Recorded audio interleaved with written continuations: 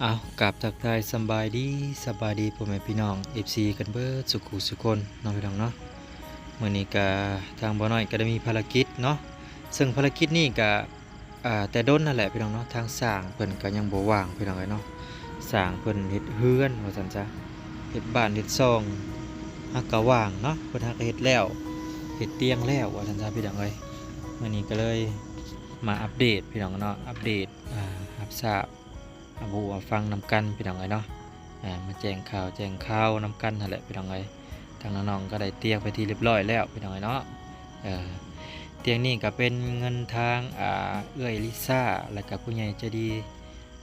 ทางฝั่งไทยเนาะพี่น้องสมทบเข้ามาเฮ็ดเตียงซื้อเตียงนั่นแหละส่วนเงินที่เหลือนั่นแหละเนาะพี่น้องเงินเอื้อยลิซ่าเพิ่นเหลือที่ว่าเฮ็ดไฟมื้อนั่นแหละทางบ่น้อยได้เข้ากระดานไฟ จ้างสร้างเรือแล้วก็ซื้อเตียงสมทบซื้อเตียงกับแม่จะดีทางฝั่งไทยเพิ่นพี่น้องเนาะก็สิพูดคุยกับทางน้องๆเพิ่นก่อนพี่น้องเนาะสิโทรหาน้องๆเพิ่นโอเคเนาะพี่น้องเดี๋ยวเราไปรับไปชมเบิ่งบรรยากาศตอนแรงๆนำน้องๆเพิ่นกันเลยพี่น้องเนาะโอเคไปฟังเรื่องราวนำกันเลย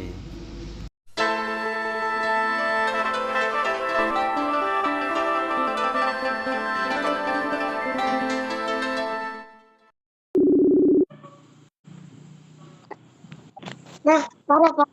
ฮัลโหลสบายดี ไป เอพากันนั่งดิอันน่ะเด้อหะนั่งให้เห็นกันเบิด2ดูลูกหล่ะให้เห็นกันเบิด2ดูโอเคน้องลิดาให้เห็นได้บ่เออ ก็เลยตัดกระหนักเยอะอืมเป็นจังได๋กินข้าวกินน้ำแล้วลูกหล่ะเรื่องฮะเพิ่นหนึ่งยังเพิ่นหนึ่งกินได้หยังมากินมื้อนี้ฮะยังทันกินโอ้ยังบ่ทันกินเออสิพากันเฮ็ดกินหยังมื้อนี้ว่าสิกินจักจันโอ้จักจั่นไหนใช้มาเบิ่งดูไหนใช้จักจั่นเดี๋ยวน่ะจะจิกลอยลงกันยาให้เอาอีกตำอีกมานำมาเว้ยไหนใช้จักจั่นมาเบิ่งดูไม่เยอะเลยดิแต่อยากโตจักจั่นน่ะ กาเต้มีเปาะกระดาวอ๋อตัวดังแยงๆๆๆไผไปหาลูกหล่ะ สั่งนั้นเนาะไปเลยไปเลยไปเลยเฮ้ยน้อยเสียงห้องแอโอ้ไผติดลูกหล่ะโยอ๋อได้ตำได้พอแจ่วได้ส่ำนั้นน่ะโอ้อยากเด้เนาะอยากเด้อยากจักจั่นเด้กินหยังกับข้าวหลำโอ้ตายๆๆแบบสิอ๋อโตไผหาฮะน้อยน้อยโอ้เก่งๆๆเจ้าเฮ็ดแนวใดเอาลูกหล่ะไปจักจันเจ้าเฮ็ดแนวใดเอาติดติดเอาบ่ติดอะไร ไผเฮ็ดยางให้ผู้ใดเฮ็ดยางให้ คนนั้นบิลลี่ให้บิลลี่เฮ็ดแล้วบิลลี่เอาอ๋อให้ไม่ได้ติดบิลกันลี่บิลลี่ไปบักยางเอายางให้บ่ยางกกหาดหรือยางอิหยังกบนั่นน่ะกบมักเดือโอ้กกบักเดือบิลลี่เฮ็ดอาขนาดไปโรงเรียนกับโอเคเก่งดีแล้วหากินติดจักจั่นโอ้มันออกเลยเนาะโอ้ยค่ำคืนไปแล้วสิไปหาติดนำแหล้ว สิขึ้นไปหาติดจักจั่นนำแหล้ว โอ้อยากจั่นเด้โมกเฮ็ดอืได้มแซ่บแล้วนี่เฮ็ดจักจั่นเป็นจังได๋อันน่ะเห็นอยู่บ่เตียงลูกหล่ะโดยเฮ็ดเตียงอ๋อเห็นเตียงเนาะเห็นอยู่โอเค โดยกะเตียงกะสร้างเพิ่นแต่ดนแล้วล่ะสร้างเพิ่นบ่ว่างพี่น้องเอ้ยสร้างเพิ่นไปเฮ็ดเรือนว่าซั่นซะเพิ่นบ่ว่างเฮ็ดงานเพิ่นหลายพี่น้องเอ้ยเฮ็ดเรือนกระทั่งน้องๆเพิ่นหาก็ได้รับเตียงว่าซั่นอ้าวบัดนี้ซ้ำสินอนแล้วบัดนี้เมฟนอนหงายนอนก็ได้บัดนี้ซ้ำสินอนแล้วล่ะบัดเวลามาเมื่อยๆก็นอนเตียงนอนอยู่เทิงเรือนมันร้อนนอนอยู่ตารางมันเย็นอืมกำลังสิกินจักจั่นพี่น้องเอ้ยเชื่อก่อนอันนี้เด้อเดี๋ยวสิบอกเด้อ อันนี้เตียงเป็นทางอันน่ะเอื้อยลิซ่าเจ้าก็เอิ้นแม่ลิซ่าเด้ออ่าทางเอื้อยลิซ่าแม่ลิซ่าแล้วก็แม่ใจดีที่อยู่ทางฝั่งไทยสองท่านเพิ่นสมทบเข้ามาซื้อเตียงเงินที่เพิ่นเหลือนั่นแหละซื้ออันเข้ากระดานไฟให้ซุมเจ้าพอดีอ้ายก็สมทบซื้อเตียงเลยเด้อฝากขอบคุญกับคุณทางผู้ใหญ่ใจดีทั้งสองท่านเพิ่นแหน่อ่าขอบคุญกับคุณเพิ่นแหน่ ขอหมู่ขอบคุณคุณเจดี อ่า ที่ช่วยเหลือลูกก็ขอให้เพิ่นอายุมันควรยืน อ่า ความเจ็บไข้ความไข้ว่าตรงนี้ หาเงินหาคำก็ขอให้ร่ำให้รวยปรารถนาสิ่งใดก็ขอให้ได้สิ่งนั้น ขอให้พี่จิดีมีสุขภาพแข็งแรงเด้อสาธุ สาธุให้ก็เป็นทางเงินเอยได้ซ่าแล้วก็แม่ใจดีทางฝั่งไทยสมทบซื้อเตียงพี่น้องเอ้ยเนาะก็ถือว่าสำเร็จเสร็จสิ้นภารกิจว่าจันจ้าบ้านนี่อ๋อถ้ามีแฮงแล้วพี่น้องเอ้ยบ้าน เสียดายบ่ได้ขึ้นไปโอ้ยไปติดจักจั่นได้อยู่บ่กระป๋อมมื้อนี้ลูกหล่ะ บ่มีกระป๋อมบ่ เด็กผมไปหาติ๊กจักจัน เออ ได้จักโต๊ะก็บ่กินนี่ฮะ 10 ปลาย อุ้ยกินบ่เบิดดอกสิไปนั่น กินบ่เบิด เมื่อกี้ ค่อย แรกแล้วก็เท้าเตื้อไป อย่าไปเฮ็ดใส่เกลือหลายเด้ออย่าไปใส่เกลือหลายเด้ กินบ่เบิดอีหลีเด้น่ะยอมกินเด้ ใส่เกลือบักหลายว่ากินบ่เบิดเดี๋ยวค่อยถุยเอาค่อยจำเอา น้ำตอนเช้าน้ อืมสิพากันเฮ็ดกินแบบใดน่ะคั่วหรือว่าตำหรือว่าป่นหรือจังใด ำหัว อ๋อคั่วคือบ่ป่นกินกับผักลูกหล่ะกินกับผักกระโดนอย่างแซ่บมันจังอิ่มหลายคนป่นเอา กินอันนั้นน่ะกินต่อเป็นเลยแซ่บ ตัวเป็นๆเลย โอ้มันสิบ่ฮ้องอยู่ท้องยันๆๆๆบ่ฮ้องอยู่ท้อง หากินกันเลยบ่ได้ป้อน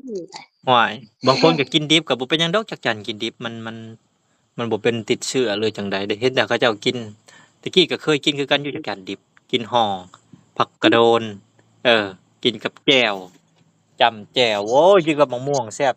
บกินนั่นแมงจักจั่นอยากดีไวๆเด้ขึ้นไปหาที่จักจั่น เราขึ้นไปหาสิพาไป มื้น อันนั้น โดยลูกหลาน ขึ้นมาหาสิว่าแม่ตกจักจัน จักจั่นอ่ามื้น จักจัน มื้นไปโรงเรียนบ่ลูกหล่ะ ไป อ๋อเพิ่นสอนอยู่บ่ทางนั้นก็ได้คือว่าน้ำมันบ่มีเพิ่นก็มาได้อยู่บ่อยู่ เวลาบ่มี อ๋อ น้ำมัน น้ำมันมันบ่มีมันก็สอนกันยากแหล้วแบบนี้ไปใช้ก็ยากบางคนก็หากินยากพี่น้องเอ้ยโอ้ยทุกวันนี้ก็ได้น้ำมันบ่มีบางคนก็แก้ไม้แก้พื้นแก้ลักหัวไปขายก็แก้ถ่านบ่มีน้ำมันแก้บัดเฮ็ดได้บัดแบกไปเลยเนาะ บัด เพื่อสิฮอดโรงงานบ่แม่นง่ายเด้แล้วจ้อยคุมื้อนี้หากินยากมีแต่ปลูกผักปลูกหญ้ากินเด้อซุมเจ้าคันแน่บ่มีรถลูกหล่ะมีแต่หาปลูกผักปลูกหญ้ากินเด้ออ่า โดย หากินตามธรรมชาติหา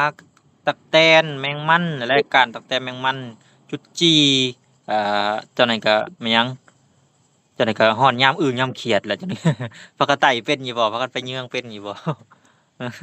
การกบการ โด กิน ยเป็น เป็นอยู่เนาะ นี่ เออเดี๋ยวสิซื้อไฟโคมให้เด้อบ่แล้ว ซื้อไฟโคมไปหาการหาเยืองเออน่ะจักจันเออจักจันก็ห้องเลย โอ้อยากก้อยกระปอมเด้เนาะกระปอมอยู่พุ่นยังมีอยู่บ่เนาะเห็นออกอยู่บ่มีอยู่บ่ลูกหล่ะกระปอม อย่าบ่ได้กระป๋อมใหญ่ก็มีกระป๋อมน้อยบ่ได้ของมีบ่ได้ โอ้ก้านเอาลูกหล่ะมันจังได๋กองแล้วมันลักของล่ะครับก้านเอาเลยแค่นี้มันงอยมันจับอยู่ซั่นแหละอืมน้ำไม้ออกแล้วบ่น้ำไม้ออกแล้วลูกหล่ะ หน่อไม้ค่ะ อืม บ่อยากมีแป้งอึดหน่อไม้ ก็มันฝนยังบ่ตกเนาะฝนยังบ่ตก โดย เออเอาซุมเจ้าเฮ็ดกินนะแม่ยังบ่ทันกินข้าวนะแต่หิวข้าวแล้วมันดึกเด้นี่ ผู้หนึ่งเฮ็ดกินผู้หนึ่งเยี่ยงกล้องไปสิเบิ่งไปสิเฮ็ดจำใด หรือจังใดมีอยู่บ่ไผน่ะ กินแต่เว้นแล้วยังบ่ทันหิวยังบ่ทันอิ่มแล้ว โอเคบ่เป็นหยังซะเดี๋ยวไว้กินมื้อหน้ายำกินดิบเลยก็ได้ นี่ก็เพจเมื่อกี้นี่แกกินจักจั่น โอ้จักจั่นออกแล้วบัดนี้เนาะเออ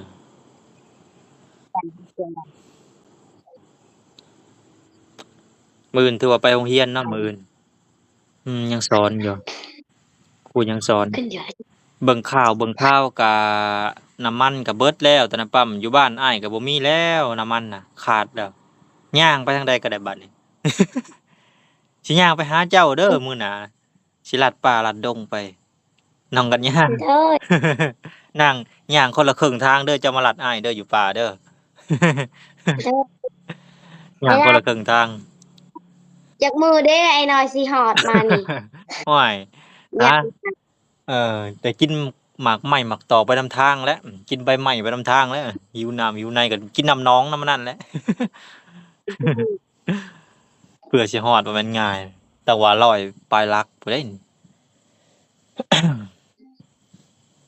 น้ำ กะอยู่ น้ำมันอยู่จุดซุมก็เบิดอยู่บ่มื้อนี้เบิดบ่น้ำมัน หน่อไม้อันก็บ่มี เห็นแล้วบ่สมมุติเมื่อหาเจ้าปึ๊บน้ำมันบ่มีกลับบ้านอยู่พุ่นเลยบัด พอมีละแพง เออแพงใครอยู่แพงมันบ่มีอันติมันอันตราย มันบ่มีแฮงบ่มีฮอดสิใช้ซ้ำเด้นี่ครับอยู่บ้านอ้ายก็เบิดแล้วน้ำมันเนี่ยโอ้ยจักเสียจังใดบัดนี้ผลิตเองก็บ่เป็นจะเป็นต้องได้ย่างไปทางใดก็ได้ สิไปหาเจ้าก็ยากบัดนี้ ทอด แล้วกัน เฮ็ดได้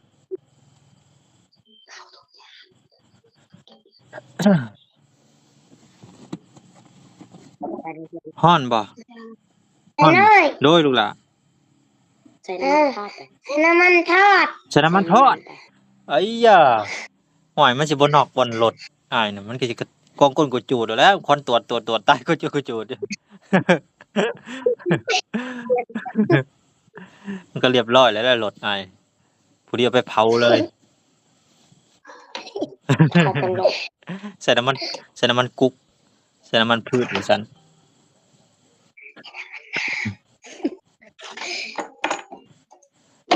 ดีแหละเอารถถีบนะรถถีบไปใช้มันจังบ่เปลืองน้ำมันซื้อรถถีบแล้วอ่านก็ได้สิได้ซื้อรถถีบแล้วขี่ออกไปให้ไปนาก็ได้ เออ ไปตลาดก็ขี่รถถีบเอ้ามันจังประหยัดน้ำมันแล้วก็ออกกำลังกายไปเลยซื้อรถถีบเอาไปซื้อข้าวซื้อหน้า บีบีแตก บีแตก ได้เสียเงินอีก บีแตกรถเออแตกบ่ซองรถคันเลยบ่ ได้ เฮ็ดได้บ่ได้ย่างไปโรงเรียน คันหนึ่งใช้ได้คันหนึ่งบีแตก โอ้ห้านเพิ่นบ่แป้งบ่ลูกหล่ะเอาไปแป้งเด้อมื้อหน้าเด้อ แป้งเขาแป้งแล้วจักเขาไม่ได้แป้งที โอ้คำเพแล้วก็เรียบร้อยเลยเนาะถือว่าแหละคุมื้อ เด้ นี่ อ ฮะเพิ่นแป้งแต่รถจักรอะไรรถถีบบ่มีแล้วคุมื้อนี่ยากแล้วรถถีบคุมื้อนี่บ่ต้องเว้าดอก มันเพไวเนาะขี่แป๊บเดียวแล้วก็เพแหละเห็นบ่รถน้องตุ้ยเห็นบ่ขี่บ่พอฮอดเดือนสองเดือนก็เรียบร้อยหมุนคือรถน้องกัญญานี่แหละรถน้องกัญญาก็จักปีแตกลมแตก โอ้จักเฮ็ดแนวใดเนาะอันนี้ก็บ่แม่นว่าติดอก อันนี้เฮ็ดให้ซ้ำเงินนี่กว่าจักเป็นเท่าไรพันคันหนึ่งก็ได้ เป็นเท่าไรพันบาทเนาะอ้ายบ่ เลย บ่เท่าขี่เกิบซ้ำไปทางใดก็เนาะขี่เกิบนี่มันกว่า ขี่เกิบนี่ เริ่มในนั่นหน่อย โดย กบขาด ฮะ ก็ขาดแล้วก็ เกือบ ไปตะตีน เกือบให้ขาด ไม่ขาด เกือบบ่ได้ขาดบ่เกือบขาด ก็อันใหญ่ตะตีนนั่นแหละ ไปได้เกือบยังอันบ่ได้ขาดติ ได้ คำยากคำมันขาดก็เอาเคยจะนั่งหัดเอา เอาเสือกฟางหัดเอาเสือกฟางยิบ ไม่ได้ โดย มันขาดสิได้ไอ้ก้าว ใส่กาวเอาบ่ แม่ อ๋อใส่กาวจอดเอาเนาะเออ ยอดเอาแต่ก็ไม่เอา ใช่บ่เกือบติดรถมันจังมันเอาติดรถเฮ็ดเกือบเกือบติดรถ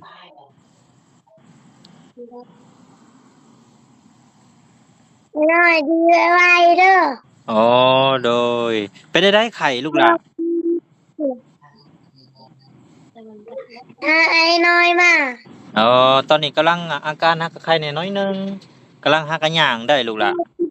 ฮักกะลูกแต่เตียงได้ ฮักกะเว้าได้แล้วมีแฮงเว้าแล้วโอ้ยขอบใจหลายๆลูกหล่ะน้องลินดาน้องกัญญาก็คือกันเด้อพักผ่อนหลายๆถ้าเป็นไข้ก็บ่ไปโรงเรียนก็ได้เป็นได้เซาแล้วบ่ไข้น่ะโดยเศร้าแล้วใครแน่ ไข้แน่แล้วอ้ายก็ฮักกะมีแฮงน้อยหนึงฮักกะเว้าได้แน่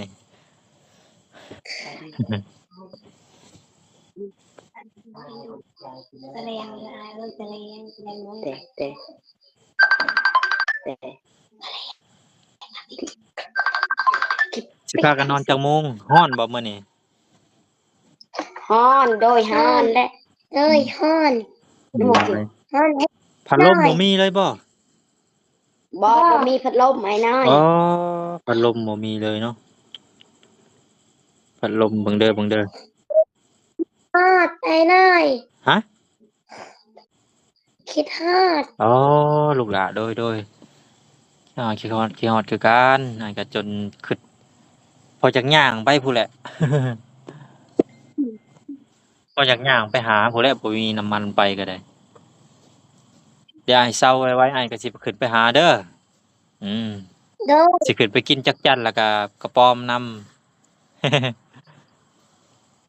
สิพากันไปติดจักจั่นเลยมื้อขึ้นไปนี่อืมไอ้น้อยสิพาสิพาไอ้น้อยไอ้น้อยไปติดกระป๋องติดกระป๋องแล้วก็ไปจิตจักจั่นอาโอเคเตรียมยางไว้หลายๆเด้อถ้าบ่มียางก็บักเอาต้นมันเลยเตรียมยางตั้งไว้ไอ้น้อยโดยขอเป็นจันทร์นะฮะขนาดเป็นติดจักจันทร์นะเฮ็ดได้เด้อจ้ะปีนั่งขนาดมันเป็นอันนั้นบ่เป็นติดจักจันทร์บ่เป็นติดเฮ็ดได้เอาจ้ะบ่ปีนั่งบ่บ่ได้ปีนั่งเอามักทุนยิงเอาบ่ บ่เรียกมักทุนยิงเอามันได้คมันนก็ว่าทาคอไปทาคอไปคน มันบินไปบ่ลูกหล่ะบินไปเท่าน่ะล่ะมันอยู่มันว่างินมันไปซ้ำเนาะโอ้ยบ่ท่าให้ติดซ้ำเฮ็ดจังได๋บัดนี้เดี๋ยวสิซื้อปืนไปให้เด้อเอาปืนยิงเอาโลด เอาปืนยิงเอาโลด มันคือรักแท้เอาปืนยิงตุ่มเอาโลด ระวังพี่ ปืนยิงเอาโลดหยังคัก ไอ้น้อยเศร้าไว้เด้อโอ้ยลูกหลานน้องกัญญาลินดาก็เซาไวๆไข้ก็ได้เด้ออ่าพากันโอ้ยพากันนั่นอาบน้ำอาบท่าแล้วบ่นัดแรกขอหน่อยเออลินดายังนาบอืม นี่แหละหอ สักเดียวสักแหงฮ้อนเนาะพากันนอนนอกเนาะหรือว่านอนในคือเก่าบ่นอนนอกหรือนอนในนอนได้ฮ้อนเนาะเปิดโปงเยี่ยมเอาเด้อให้ลมเข้าเด้อให้ลมเข้าเปิดโปงเยี่ยมเอาอืมเอาสามีแต่ผู้แลฮะกินน้ำแล้วพักผ่อนเดี๋ยวบัดเช้าผู้ใดสิขึ้นไปหา เออด้วย อ่าพากันพักผ่อนก่อนเด้อไอ้น้อยฮะไอ้น้อยโดยกินยาเด้ออ๋อโดยกินยาลูกหล่ะ เออเดี๋ยวอ้ายก็สิไปกินยาก่อนซะสิไปกินยาแล้วนอนพักผ่อนหลายๆขึ้นไปหาอา มือยาไอ้น้อยกินแล้วไอ้น้อยกินเลยมือยาไอ้น้อยอ่ากินแล้วกินข้าวกินยาแล้วยังเหลือแต่ยาก่อนนอนยังยาก่อนนอนยังสิกินอีกมีกินหลายยายาก่อนนอนก็กินไม่อีก เลยละ กินเทื่อหลายๆโว้นี่น้องกินผู้ที่ตายเลยกินหลาย อะไร น้องกัญญาเพิ่นก็สิกินหลายๆว่าซั่นกินเบิดกระสอบเลยบ่ ไปค่ะเป็นไอกินหลาย ปลาโตมันก็ตายเลยแล้วกินหลาย ๆด้วยเมื่อกระป๋องหนึ่งเลย ๆ วายเบิดกระป๋องหนึ่งเลยว่าซั่นตายแบบนี้อ้าวโอเคเดี๋ยวอาจสิไปกินยานอนก่อนเด้อบัดนี้เด้อไปพักผ่อนก่อนเด้อ ไอ้น้อย โดย อ่าเขาจะอยากเป็นนกบินไปหาไอ้หน่อย โอ้อยากเป็นนกอ้ายก็อยากเป็นนั่นจรวดเด้ไปบินหา ไปสร้างเว้าแท้นี่เนาะเออ ชี้ใหญ่ อ้าว กดหรอก ปลอมเป็นไวๆซะเป็นนกไวๆมาหา ลายเด้อไปไอ้น้อยคิดฮอดลายเด้อ โอเคอ้ายก็คิดฮอดคือกันนั่นแหละเดี๋ยวหายไวๆอยู่ด้วยกันบ๊ายบายอยู่ดีมีแรงลูกหลาไปก่อนเด้อบัดนี้เด้อสบายดีลูกหลา บาย สบายดี